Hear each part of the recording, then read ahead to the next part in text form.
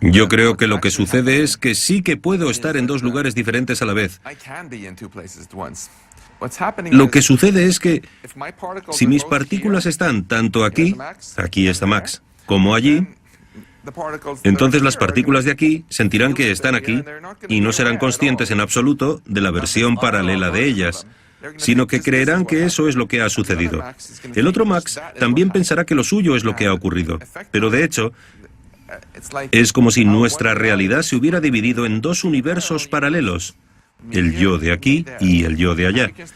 Podemos empezar con un universo, pero luego se divide en muchos. Esto sucede cada vez que uno toma una decisión, como ¿me pongo la camisa azul o la blanca? Lo que digo es que tú has tomado las dos decisiones como resultado de lo que han hecho algunas partículas de tu cerebro. Existe, por tanto, otra versión en la que ambos estamos conversando. Tú llevas puesta una camisa blanca para la entrevista. Además, se pueden producir cambios mucho más drásticos, porque incluso el hecho de que se formara la Tierra aquí tuvo que ver con pequeños detalles durante la inflación que se amplificaron. Así que hay universos paralelos en los que la Tierra está en un lugar distinto, y también universos paralelos donde la Tierra ni siquiera existe. Me parece a la vez extraño y precioso que tanto si miramos las cosas más grandes con el telescopio, como si examinamos con nuestros microscopios las cosas más pequeñas, en ambos casos encontraremos indicios de universos paralelos, de la idea de que nuestra realidad es mucho más grande de lo que pensábamos. Aunque de un modo distinto, en ambos casos el mensaje que nos está transmitiendo la naturaleza es el mismo.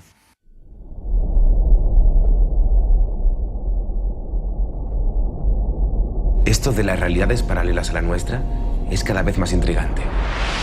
Ahora resulta que el tercer nivel de multiverso está a nuestro alrededor.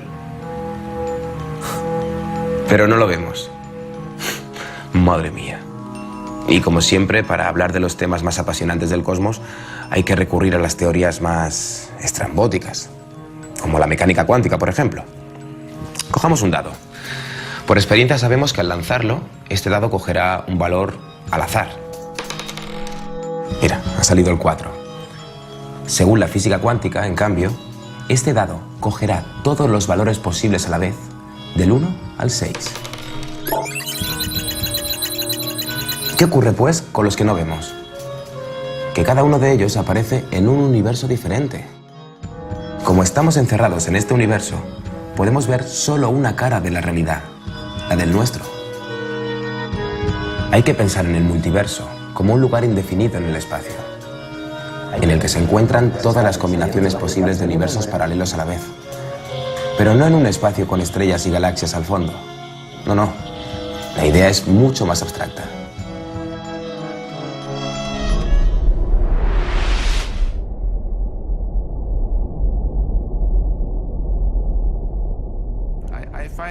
Me parece fascinante que haya dos maneras muy distintas de pensar en la realidad. Puedo planteármela desde la perspectiva del pájaro, como matemático que estudia las ecuaciones y se pregunta, ¿en qué consiste la realidad completa? ¿Cómo funciona? O bien estudiarla desde la perspectiva del sapo, desde mi posición preguntándome, ¿qué siento subjetivamente? ¿Percibo olores, oigo sonidos, noto el calor? Y en realidad es bastante difícil conectar ambas imágenes. Si adoptas la perspectiva del pájaro y miras toda la realidad con ecuaciones matemáticas, entonces es muy simple.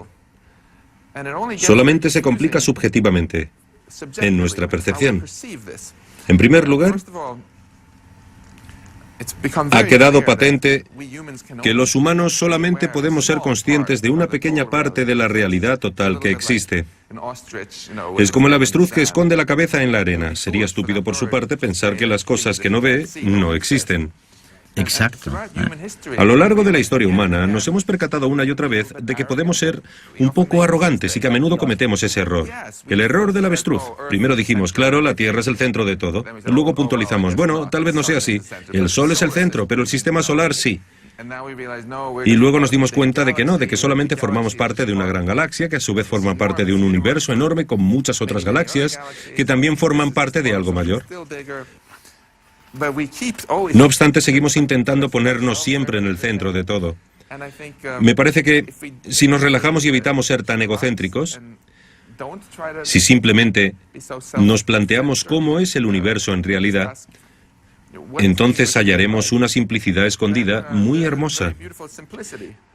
Mi cometido como científico no debería ser decirle al universo cómo comportarse para que encaje con mis ideas preconcebidas. Mi cometido como científico es estudiarlo con apertura de miras y comprender cómo es realmente el universo. Has dicho que nos encantan las matemáticas como explicación de la realidad. Porque el universo es matemático, porque de eso trata la realidad. Una de las cosas más sorprendentes que hemos ido descubriendo es que la realidad, en último término, es en cierto modo muy matemática. Al principio suena extraño. Cuando miramos a nuestro alrededor no vemos dónde están los números. No hay números escritos en el cielo y los únicos números que vemos son los que han escrito personas como nosotros. Sin embargo, si lo analizamos con más detenimiento, hay toda una serie de regularidades matemáticas. Por ejemplo, si te pregunto cuántos destornilladores... ¿Cuántos qué? Si te pregunto cuántos destornilladores puedo sostener en una posición perpendicular entre sí, la respuesta es 3. Y este número 3, que tiene que ver con las dimensiones del espacio, es un número verdaderamente intrínseco al tejido de la realidad. ¿De dónde sale este número? Resulta que si cambiáramos ese número 3 por otro número, todos estaríamos muertos. Si lo estudiamos detalladamente, veremos que hay varios números que también son intrínsecos a la naturaleza. ¿Y por qué ocurre? ¿Por qué tenemos todas estas pautas que podemos describir con ecuaciones? Que son eternas. Creo que tengo una interpretación muy poco habitual y radical de lo que significa. Yo pienso la explicación... Bueno, no es que la naturaleza esté meramente descrita por las matemáticas, sino que es una estructura matemática, porque sabemos que en el campo matemático a menudo, cuando tenemos una operación matemática muy compleja, se puede describir con bastante precisión con matemáticas más sencillas, en una aproximación bastante buena.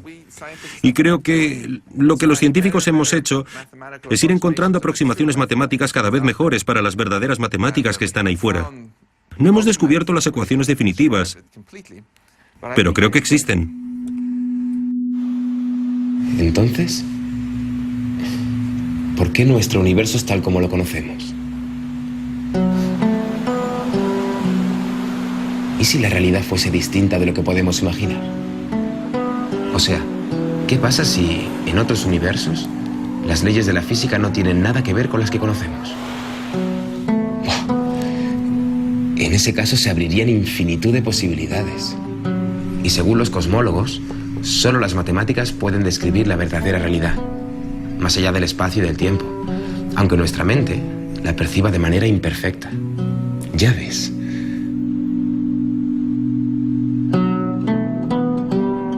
¿Y cómo conectamos aquella realidad que no podemos observar con la que sí que podemos observar? La única posibilidad sería crear estructuras matemáticas que encajen con nuevas leyes físicas. Y con todo ello, describir estos universos. Pensemos, por ejemplo, en el sistema formado por el Sol, la Tierra y la Luna, como si fuera un universo. Según las leyes de Newton, para un observador externo al sistema, la trayectoria de la Tierra alrededor del Sol queda envuelta en una trenza, definida por la órbita de la Luna en torno a la Tierra. De la misma manera, otras leyes de la física podrían determinar esta forma, o esta, o esta, o esta otra. Y todas serían igual de válidas. ¿Y qué pasa con el cosmos entero? Pues, como es un sistema mucho más complicado, claro, los científicos no saben todavía cuál es su estructura matemática correspondiente. Y buscan no tan solo la nuestra, sino también las que describan los demás universos. En realidad, si uno adopta la perspectiva del pájaro que mira hacia abajo, hacia la realidad matemática, es más sencillo tener todo un multiverso que tener solamente un ejemplo de él. Por tanto, describirlo todo es en el fondo mucho más sencillo y más simple que describir una sola cosa. Creo que no tener un multiverso sí que sería un desperdicio. porque entonces todo se volvería muy complicado, muy arbitrario. Habría que empezar a preguntarse por qué todas las partículas del universo empezaron exactamente en los lugares donde lo hicieron. ¿Por qué no en otro lugar? Carecemos de explicación para eso. Además, miramos a nuestro alrededor y vemos que algunas cosas en el universo indican que hemos sido muy afortunados. Por ejemplo, me pregunto, ¿qué pasaría si empezara a cambiar algunos de esos números en lo que denominamos constantes físicas? Imagina que hubiera botones de ajuste desde los que pudiera modificarlos. En la mayoría de los casos, con solamente modificarlos un poco, moriría inmediatamente. Si cambiara la intensidad de la fuerza eléctrica un poco, explotaría el Sol. Si modificara la fuerza de la interacción nuclear débil, de repente no podría haber átomos. ¿Por qué hemos tenido tanta suerte?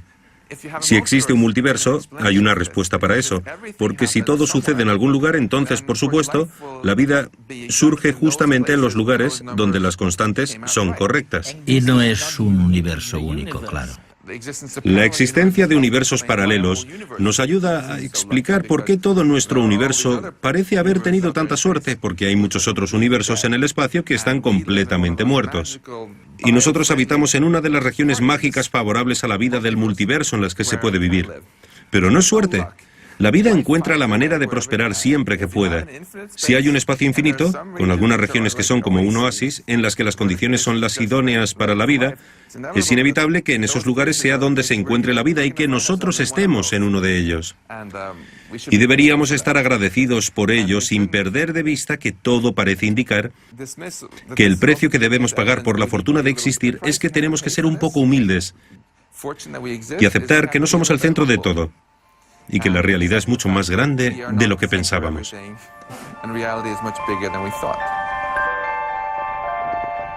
El hecho de que la naturaleza se describa tan bien a través de las matemáticas es un misterio que requiere una explicación. Max Tegmark.